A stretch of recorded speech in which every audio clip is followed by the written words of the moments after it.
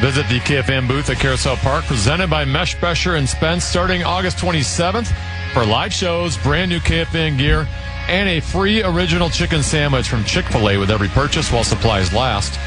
Details at KFAN.com/fair. That sounds like a heck of a deal. I want a chicken sandwich. I might buy some. I don't even want the T-shirts. I just want the Chick-fil-A sandwich. I'm with you on that. I heard a final decision's been made on the Common Man program shirt. Has it? Did you hear that? I know the direction they were going in. I think that's the direction we've decided to go in. I like it. Your thoughts? I like it a lot. Good. I think it's really good. Yeah, I think it's a fine idea. More on that later. Right now, though, it's time for 534. Time now for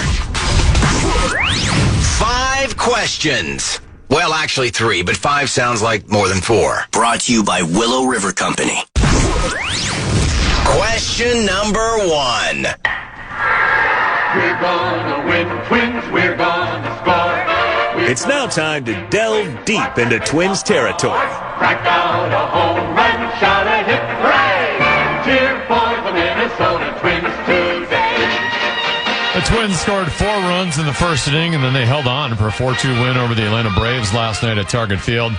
Bailey Ober gave up 2 runs, only lasted 4 1/3 innings, but the bullpen covered the final 14 outs. Luke Keeschel moved to the leadoff spot. He delivered 2 hits. Josh Bell added 2 hits, including a 2-run single in the first. Common, what sticks out to you from last night's Twins win? Travis Adam kid. Nice little outing. I don't know much about him. Went 2 innings, no runs, no hits, struck out 3. That's nice. Keeschel leadoff that's also good. Buxton struggled since he's come back. Is that correct? He has. They noted in the broadcast last night, and I'm not paying as close attention to the Twins as I once did, but apparently with runners in scoring position, this has probably been the worst season for Buxton. It's not been good. Yeah, it's not been good. And so, which would explain why, like, good chunk of the year, he had a bunch of home runs with very little RBI. Exactly. So, but yeah, just getting the win now. I mean, it's like, I saw a note somewhere on one of those sports websites that's big on the List Radio, and it wasn't a List Radio thing, but it was something about the headline. Maybe I could dig it up again. It was almost like for the teams that weren't buyers at the deadline. I mean, he hopes they just finish rock bottom, and if you actually went out and tried to do something, he wishes you well. And I'm the same way. I like teams that say, like, the Twins finally did it. It's the first time it's not the only time the Twins have ever, when we get to the trade deadline, have made a move that is considered a buy rather than a sell. But generally, it's always been just one player. I remember, was it Shannon Stewart we got one year, and another year we got another guy. And it's like, that's all good. There's nothing wrong with that. But here, we went out and got, I think, 4 players altogether. And the Kramer guy had another good outing until he got roughed up. That was in one of the Philly games where he got beat, I think. But so I just like that they needed to win bad after they lost every game to the Phillies, right? And they blew a 5-0 lead, 4-0 lead. 5-0 in that last one. They hit a grand slam early on, Brooks Lee. Yes, exactly. So just to see that, to keep winning, and just hopefully when we get down to the last couple weeks of the season, someone's asking, do we get an actual sandwich or a coupon for a sandwich? I'm assuming coupon. I would love to have be cooking it out there. I'd like to have Chick-fil-A right there on our booth. I wouldn't mind that at all. But I think it is on a stick. Yeah. I'm done with the Chick-fil-A. Okay. What do you think? This is the Power Trip Rain Show. Put that on the button bar. Okay, anyway. Question number 2. It's time now for What's Your Rank? A 10 hut! Get into your time machine, because ESPN.com put together their NFL Future Power Ranking. This is 2027 to 2029 projections for all 32 National Football League teams. They've got your Super Bowl champion, or I should say big game champion, Seattle Seahawks at number 1, Eagles at 2, your Lions at 3, Broncos at 4, Rams at 5, Patriots at 6, Packers at 7, Texans at 8, Ravens at 9, Chargers at 10. The other two NFC North teams, the Bears are 12, and your Minnesota Vikings all the way down to 18. Common, do you agree with the NFL future power rankings? Well, I'm not much of a power ranking guy to begin with, except when it comes to sports talk radio and killing time. Because I'm sort of like you in regards to the power rankings of the standings. That's hard to project. It's like when they say, grading the draft picks. Well, we don't know until they actually play games, right? The Lions being, was they third? Third. All I know is I keep going back to when they asked Dan Campbell. I remember how long ago it was, and I was in the last few months, where they said, well, your team sure is spending a lot of money on contracts. And he said, and we're going to keep spending it till we have nothing left. And I don't think they have any left now. So I don't know how they're going to be that good a couple of years from now. They'll have 2 or 3 star, they'll have 6, 7 star players. Then I don't know what they're going to do to fill out the rest of the roster. It's the trouble that happens with all teams. So maybe it won't matter. But yeah, and I think, at least in the case of the Vikings, I think a lot of it has to do with the quarterback situation. It's still, if you don't have it's easy. You got to have somebody that's above average, I think, to really, unless you have that, unless you have the Baltimore Ravens of 2000 or the Giants, in the late 90s, where your defense is so good that you really don't need to score many points. So you have to have a good quarterback. And I think that's probably the reason the Vikings are where they are in that future power ranking. Well, what I find the most interesting about the future power rankings is the year 2029, that is 4 seasons. Right. What percent of the current Vikings roster or any National Football League roster is still going to be on that team come 2029? 25%? 30%? Yeah, you're right. It's definitely in the minority. Correct. So I think you kind of just have to go off, which team has, the Lions make sense because all their star players are still relatively young, where during this 4-year window, their stars are going to be there and in their prime. But other than that, you just got to go off of, which franchise quarterbacks are going to be playing quarterback during that stretch. That's correct. You're spot on. Question number 3. By the way, how are the Bills not on there? I'd have to think in the next 4 years, the Bills with Josh Allen are going to be one of the top teams in the NFL. Yeah. Well, do you think maybe, I don't know. Sometimes I think people get bored with clubs. Everybody's bored figuring Buffalo is going to win a big game or get to a big game, and they never do. So maybe that's part of it. I don't know. Couldn't be part of logic. Question number 3. It's time now for multiple choice. Which headline at ESPN.com would you most likely click on? A, Bill Rasmussen, founder of ESPN, dies at 93. B, Padres minor league coordinator detained by ICE. C, Goodell says no doubt over NFL team outside of the United States. D, Knicks title, quote, embarrassing to Nets owner says. E, Genie contesting family sale of stake in Lakers. Or F, Falcons signed pass rusher Zadarius Smith after key losses. This is the dawning of the age of Zadarius. I didn't click on it, but I saved the Goodell one is the one that gets me. Matter of fact, this will be good for maybe the segment after. But I'll just tease it by saying I don't like it. Much like Ben Lieber doesn't, listen to the comment show and I don't like that. If you let's say you've got a team in Germany. Well, what do they travel back and forth? If you believe in circadian rhythms and jet lag and time zone changes, well, they've got no chance. They'd almost have to set it up in blocks, right? Like you're going to be in the United States for 4 straight weeks and play on the road. Have to, right. And maybe there's a home away from home somewhere here that you can set up shop. I just don't know why But then getting the NFL teams to come over to you, I guess they're already kind of doing that right now. Yeah. With all the international places they're going. I don't know. I know why they're doing it. It's because it's money. They want to expand it. They want to dominate the world. And if they want to do that, it doesn't seem like, I just think there's going to be too many issues with it. But yeah, I suppose I don't know which would be first, if it would be a European team or South America, probably somebody in Europe, I would think. But I don't know. And that's it for today's edition of 5 Questions. Well, actually 3 questions, but 5 sounds like more than 4. Brought to you by my pals at Willow River Company, your outdoor living experts. I just love them. I get the text message from them the other day explaining their fall aeration service and how they're going to do it and when they're going to start and exactly what the process is. I just love the heads up from them. They do everything for you. If you want mowing, if you want complete and total lawn care, the fertilization and everything, tree care. They have over 10 arborists, tree experts on staff. They'll do what they've done for me this year is the one I've needed more than ever. It's the plant bed weeding. I just because I don't want to be on my hands and knees pulling weeds anymore. So they do it all and they do landscaping as well. So whatever your needs are when it comes to your yard, your compound, like me at 1314 Insane Lane, go to the folks at Willow River Company. WillowRiverCompany.com. They're family owned. They treat you like family. Join the family. WillowRiverCompany.com. That's WillowRiverCompany.com.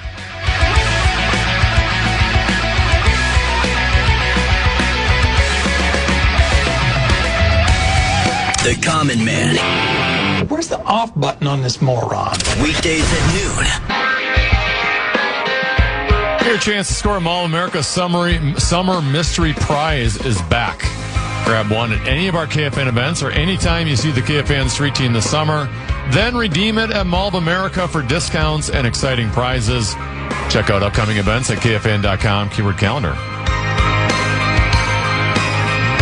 Couple 13-14 past. I'm Common East Tennessee. I'm assuming the legendary Mark Rosen will be in today. As far as I know, it's a Tuesday. It's Tuesday. He hasn't told me anything differently. He should be here just before 2 o'clock.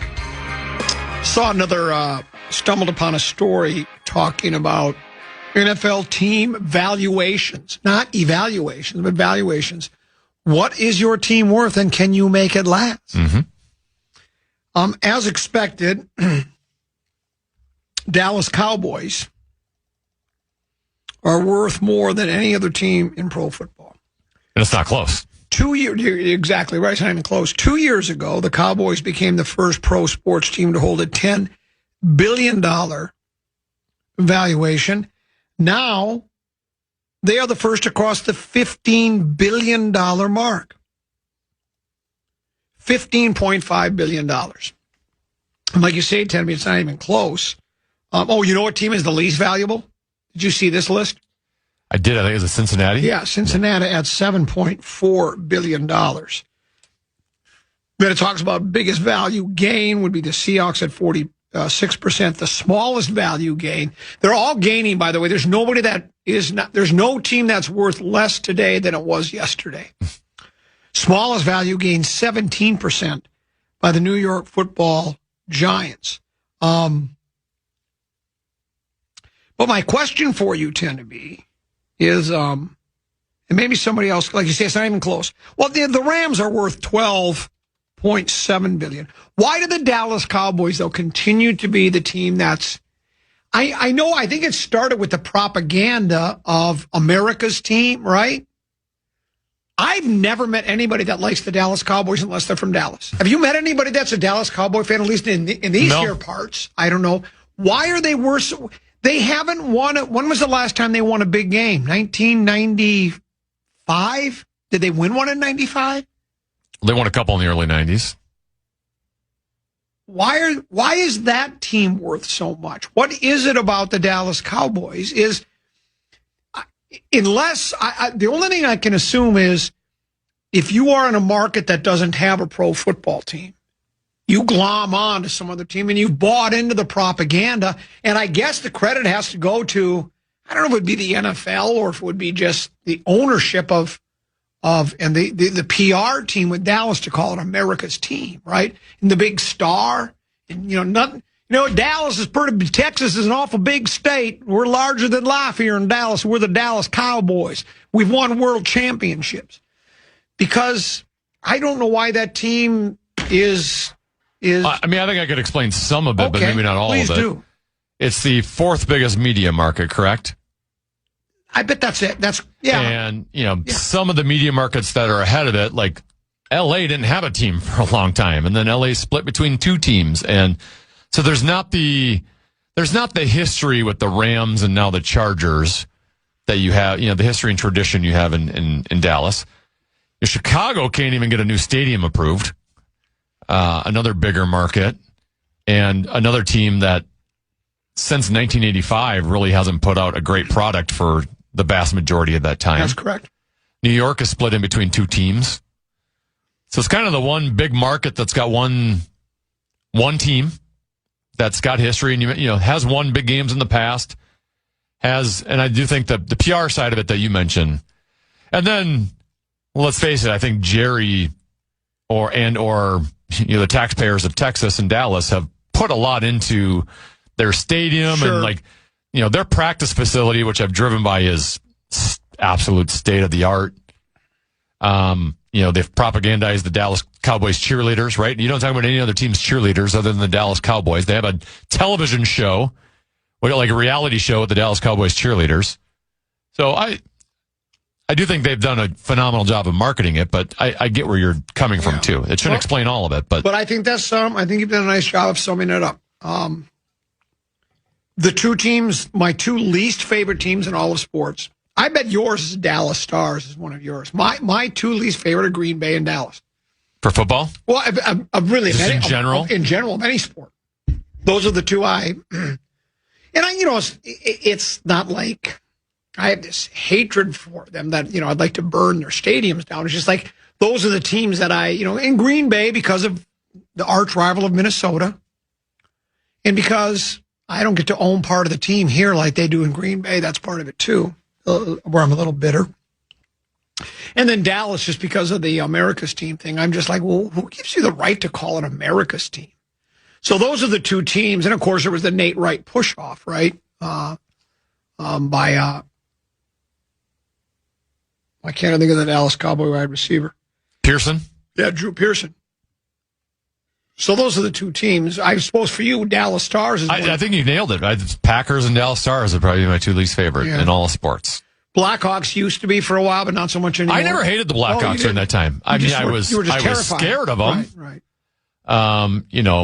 There was a time when every time we would face them, I would go, the Blackhawks. But no, I actually liked the Blackhawks because I thought they played an entertaining brand of hockey. Just the skill and the speed and the passing. Patrick Kane was fun to watch. Jonathan Toews, you remember him? Sure, I remember Toews. So, when the Wild would lose to the Blackhawks, I would actually cheer for Chicago because I just like their style of play more than others. Which is why I've always been a Golden State Warriors fan, even though, they've won a couple ships and people get sick of that. I enjoyed their style of play with the Splash Brothers. Yeah. That's why I like the Detroit Lions. I think, and the Kansas City Chiefs. I think they're fun teams to watch. Well, that goes back to, some of it, I guess, for me is envy and jealousy too. When, the success New England had with Brady and Belichick, and I remember, I think we talked about this just not even that long ago, so in the last few weeks, about there would be people that would say to me, well, why can't you just enjoy greatness? Why can't you just enjoy long? It's like, well, okay, yeah, I admire them for being as good as they are. Sure, I can tip my captain and say, boy, longevity, dominance, 7 or 8 Super Bowls, whatever it is, that's all fine and good. That doesn't mean I have to like it and don't get tired of it and go, I'd rather see other teams win. So, yeah, I think unless it's your team that's doing the dominating, you're not really, you tend to find a way where you, maybe despise is too strong of a word, but I'm just not a big fan of teams that win. Oh, I like to see a changing of the guard. They do it at Buckingham Palace. Why can't we do it in the NFL? I don't like to see one team win over and over. Did you get sick of Tiger? Yeah, I mean, I just thought his dominance was just something we hadn't seen before, right? Like sure. when you're seeing something you've never seen before. Yeah. But again, after a while, it's like, okay,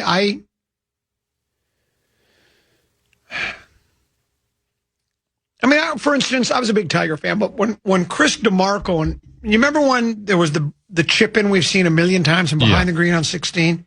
That was the year Chris DeMarco finished runner-up. He lost in a playoff to Tiger. And, Tiger had already had, I don't know how many majors by that point, plenty. Chris DeMarco just maybe more than a journeyman golfer, but I would probably describe him as a journeyman. Maybe won once or twice on tour. I don't know. Maybe he's never won. But he's grinding it out, trying to, his greatest week in golf, and he loses to Tiger. And that's great. It's good for him. But it's like I'd rather have seen Chris DeMarco win. I was pulling for DeMarco in that tournament. As much as I like watching Tiger and admire his ability to play really well,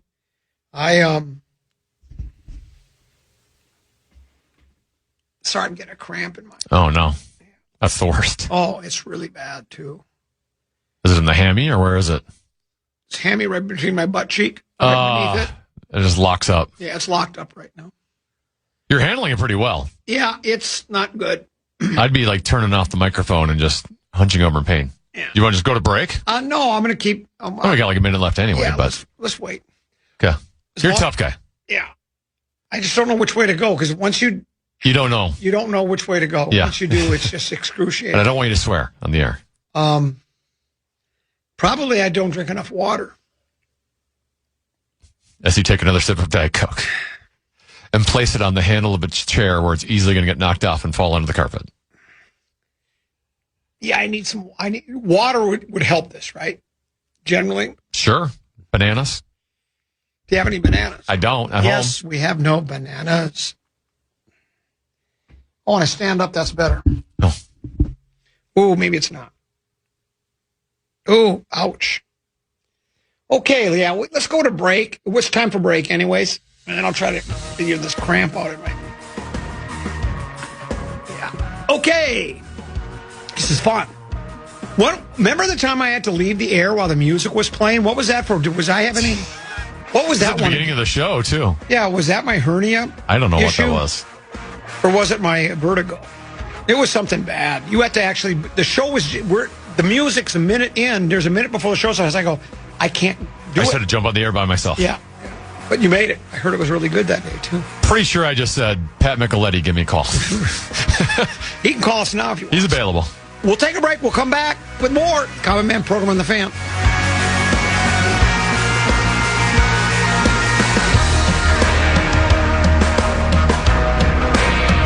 The Common Man is really repetitive and super boring. Weekdays at noon on The Fan. You already listened. Now watch The Fan. Check out the KFAN YouTube channel for exclusive videos, in-depth takes, initials, and password games and behind-the-scenes content. Search KFAN on YouTube and hit subscribe today. Metzen had electrolytes in his office. I mixed some electrolyte powder in my water. Cramp is gone already. Or maybe That that's... quickly? Well, maybe it's one of those... the placebo effect. Mind over matter. I just think it's going to work. I feel better already, though. I do know that. There are a lot. I saw the legendary one, by the way. He's still using a cane. How long is he going to milk it? I don't know. Well, I need to say hi to Nick, Nate, Eric, and Isaac. They wanted me to say hi to them. They were in the pro shop today at Baker National. It's a good gig if you can get it. Also needed to say hi to Bonnie and Dirk up in Bawabik. Bonnie thinks I'm the greatest thing ever to hit radio. Wow. She's such a nice... I think she's right. She brought me gifts. It was great to see her. They live right off the 18th hole at the Legend course at Giants Ridge. So I had an opportunity to run into her and Dirk. You're a Corey guy or a Legend guy? I like Corey best. I like Corey. I think they're both really, really Corey's good. one of my favorite in the state. Yeah. We played all the two Giants Ridge courses and Wilderness at Fortune Bay and then a couple down in Brainerd. All really good. You know that. A lot of people are texting regarding the quarterbacks. This one says, The Vikings will never get a franchise quarterback until they blow it up and tank. The Bears gave you the blueprint, and look at them now, my boy. Look at them now. Well, they also have the worst record in all of football to get there. Yeah, they did, and I think that's what he's saying is you have to tank. You know, if you'll remember, we had the slogan, competitive rebuild, and the Vikings have been competitive. I don't know how the rebuilding process is going, but they have been. This one says, how is the QB whisperer then if he can't evaluate talent? He couldn't see how bad JJ was in college. He wasn't bad in college. He was actually very good in college.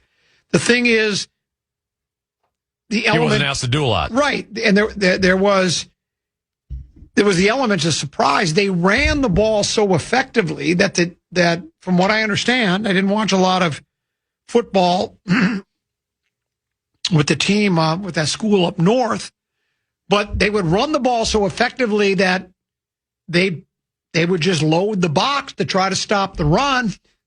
And that's when they do play action and they throw a pass and the guy's wide open because they're not expecting the pass. This one says, I think if we kept JJ as starter, worst case scenario, we either get a more developed young QB or a good draft pick. I think there's no point in having Kyler have a mid-season just to be in the same spot next season. So I think what he's trying to say is you either develop McCarthy and, you know, the sky's the limit, or at least he looks okay and you can trade him. But I don't know. I don't know. Well, and we're past that point now. Yeah. And we are fans. We're going to be here for the long run. And the new GM can have that way of thinking. KOC ain't thinking about, hey, what can we do to get a franchise quarterback here that 3 years from now gives us a chance? Because he might not be here by then. That is correct. That's why we've discussed this a couple of times too. I don't think he is on a hot seat today, but that can change tomorrow, right? Sure. I mean, it just can, because the Wilfs. Remember the story was talking about how the Wilfs were asked, Sir Mark Wilf was asked during one of that. He was out at Winter Park. Yeah. And they asked him,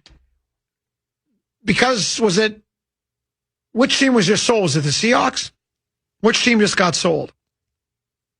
And that might be correct. I don't remember if it was Seattle, whatever, but it was for a lot of money, obviously.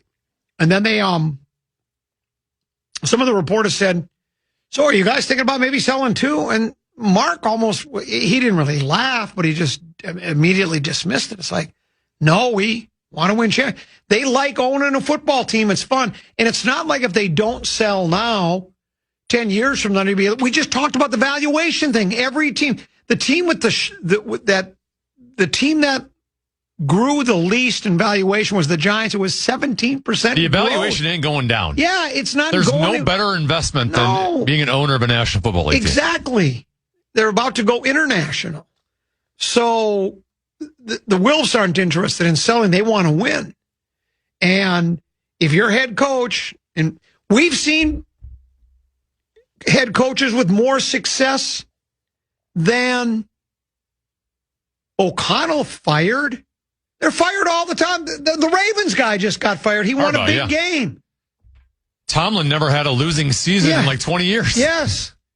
Guys get fired. That's just the way it goes. So it's not like I know we've had good regular season results, 2 seasons for sure, under O'Connell, but he knows how the game is played.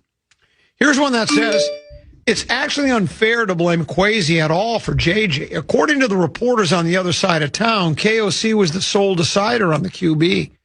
He was never giving away his QB decision. And before people argued that it was still the GM's call, they should know that KOC answered to ownership. The reporters on the other side of town have reported that Kwesi was told to draft the QB that KOC wanted. So it's not just that KOC had input. KOC wanted the final say on the QB draft, and he was granted it. Kwesi was forced to go along. Kwesi made a lot of mistakes, but J.J. McCarthy's not one of them. It's KOC. And even if he wanted May, so what? May was a projected top 3. Vikings also wanted Peyton Manning. And I tend to agree with that. We talked about this, Tenby, and I don't know why. I've never, because maybe it's not true. It's possible it's not true, but I've not seen it reported anywhere that part of O'Connell's, after he won Coach of the Year, and they renewed him before they renewed Kwesi. There was a 6 or 9 month separation between being renewed. And if you remember when they asked Kwesi, they said, "You ever wondering why they are, extended O'Connell and having you yet?" He basically laughed. He said, "In all due time, my pretty." And they did. They gave him an extension. But I was told by people I trust that O'Connell said, I need a greater say in personnel, or I don't want to sign an extension. And at the time, he was holding all the cards. He'd come off a Coach of the Year. So I just don't think a general manager says, this is the quarterback I'm giving you, whether you like it or not. And maybe that happens in some places. Maybe it does. I don't believe it does. I think it wouldn't make any sense to me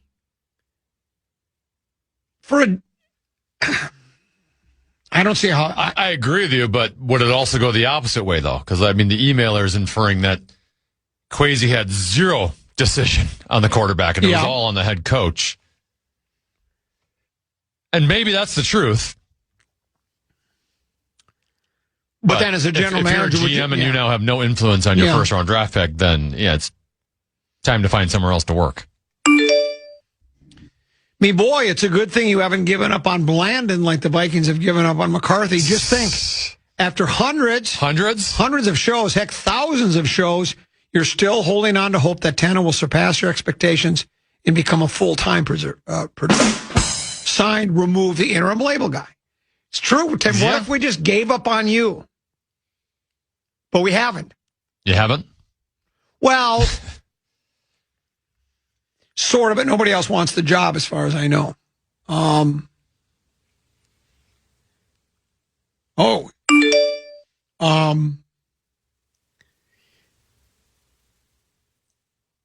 How about this? About,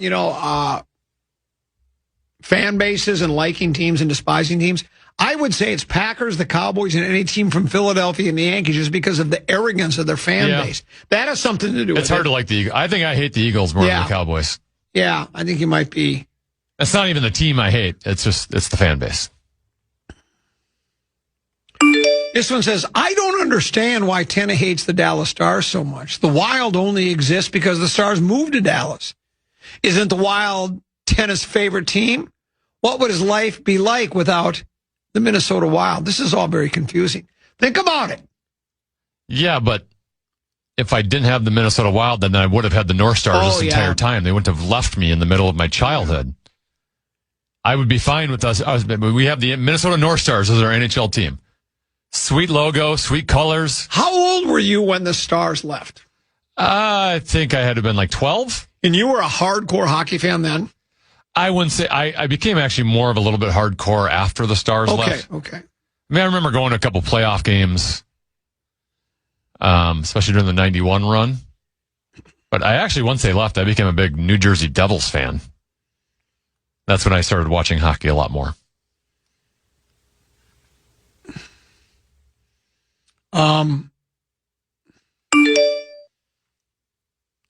Cramping up while sitting doing radio, top-tier athletes.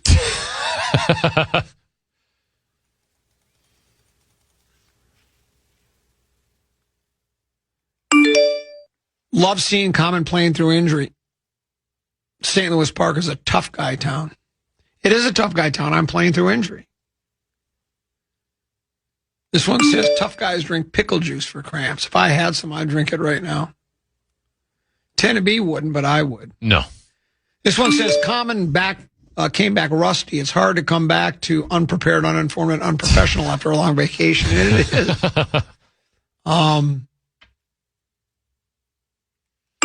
Common never acts unprofessional on the air unless he gets a leg cramp.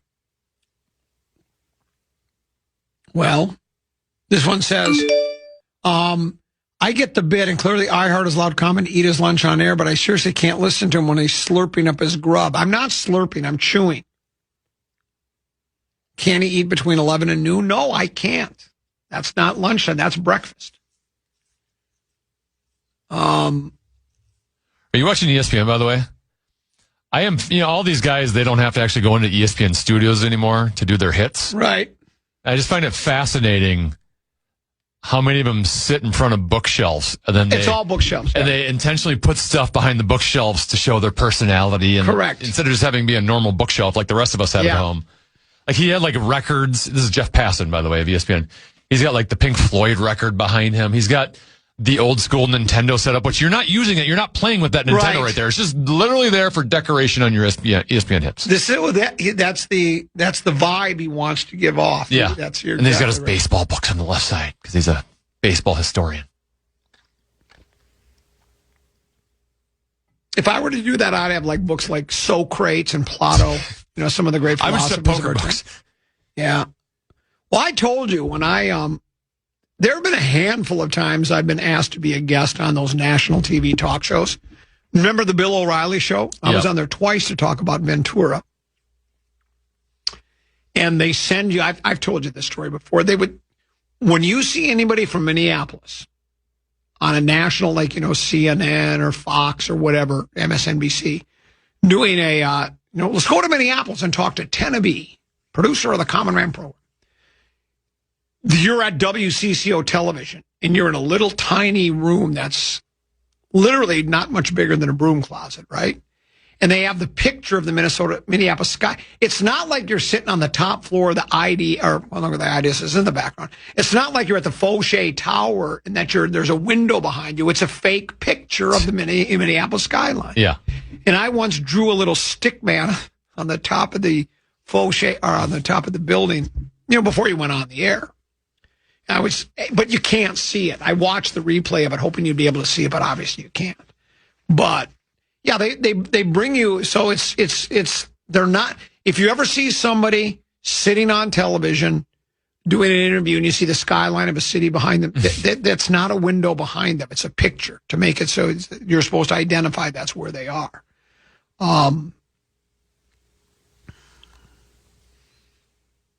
They'll always talk in here. Hey, Dan, can you hear us? Yeah, I can hear you. Okay, you're going to be going on with Bill O'Reilly here after the break. We're going to talk about Jesse Ventura. You ready for it? Yeah, I'm ready to go. And then you do your little thing. But yeah, that's what they're doing there. He's just trying to put on a he wants to have a certain image to be portrayed. People who make the argument that he's only played 10 games don't get that's the issue. It's year 3 and he's only played 10 games. That's another point, Teneby. Yeah. He hasn't been able to stay healthy. After that, his injuries now, there was the ankle injury, then he had the surgery because he had a knee problem. Well, he had like a knee injury to begin with. Knee injury. Year 1. Right. Then last year he had a concussion, ankle. Yeah. Longest sprained ankle I've ever seen. Correct. Well, what was a lot of the speculation? I think you and I both kind of bought into it. It was. I think Carson Wentz gave him a better chance to win. They wanted to go with Carson.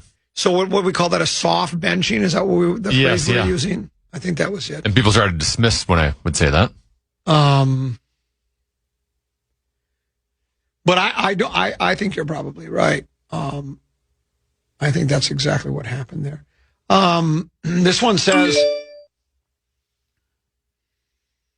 here's my take on teams that gave up on Sam Darnold, including the Vikings. And then look, if we give up on JJ, he'll come back to haunt us. Well, that could happen, but you can't approach your roster and your players by saying, you remember back all those years ago, even though this isn't that long ago, but that could come back to haunt us, because just because Darnold played well for us, we let him go and he went on to win a big game, doesn't mean that's going to happen to the next guy. You can't sit there and wait for J.J. McCarthy to turn into Sam If you Darnold. feared everyone you gave up on as someone who's going to come back to haunt you, then you couldn't give up on anybody. Well, that's exactly right. There's also a long list of players that you have given up on and have never been in the league again. Like, we gave up on Jaron Hall. Where is he? Common's the real warrior when it comes to pain. What did he do when he had a hernia? Came to work with an elevated scrotum. What did Common do when he got a cramp on the air? He powered through it. Rosen wouldn't show up under the same circumstances or even working through a stub toe. Well, again, I'm not here to pass judgment on what other people do, but he needed an ambulance when he got a bee sting. That's exactly right. This one says, texter guy, come on. For every Caleb Williams and Joe Burrow, there was a fan in Cleveland wearing a jersey with 25 QBs they thought was going to be the guy. It's true.